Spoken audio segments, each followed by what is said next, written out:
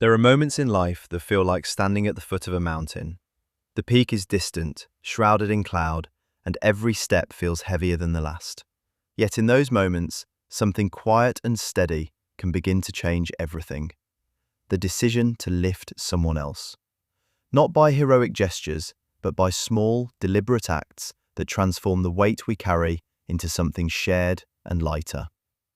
Imagine a morning when a friend sends a short message. "I can't do this today."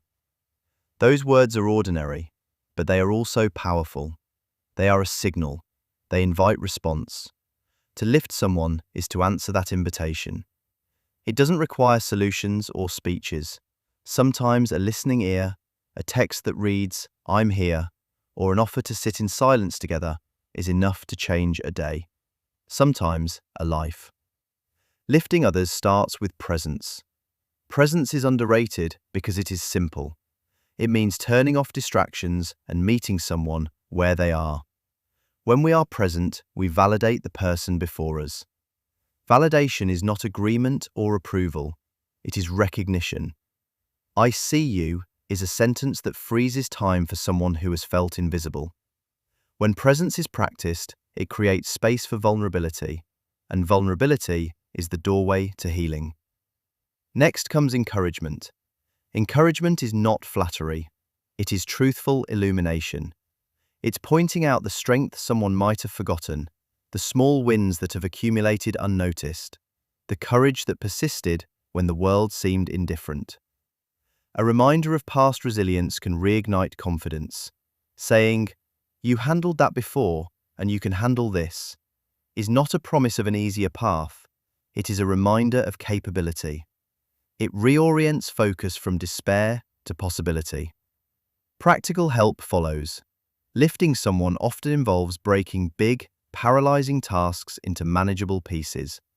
If the mountain is overwhelming, hand them a map and a single step. Offer to help draft an email, share childcare for an afternoon, or accompany them to an appointment. These practical acts build momentum. They transmit a powerful message.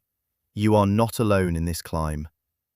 And when people receive practical help, they are more likely to pay it forward, creating a chain of uplift that extends beyond a single encounter. There is a deeper layer, modeling behavior.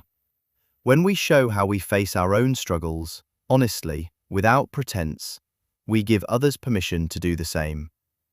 Leadership by example is contagious in the best way.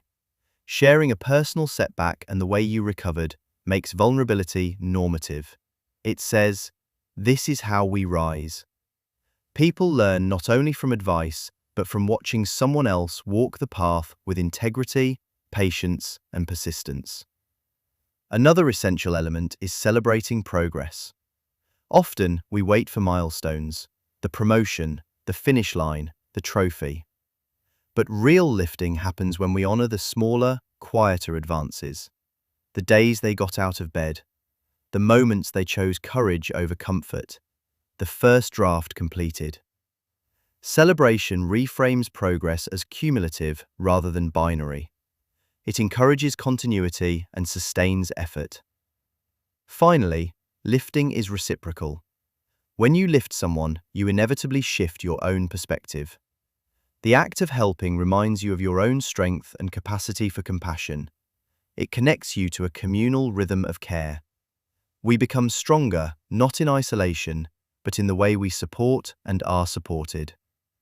If you leave this moment with one thing, let it be a simple commitment. Notice one person today who could use a lift. Offer your presence, a truthful word of encouragement, a small practical help, and a celebration of their progress. You do not need to change the world. You need only change one world. Start there and watch mountains become paths, one steady step at a time.